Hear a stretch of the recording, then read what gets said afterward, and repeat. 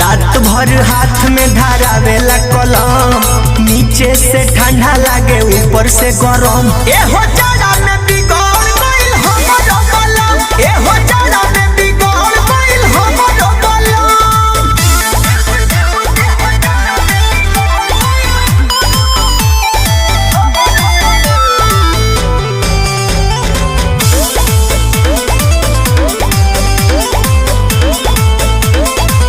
बुझेला अपना के बड़का पढ़ाकू, सांझोते से जिया पवन जाला डाकू।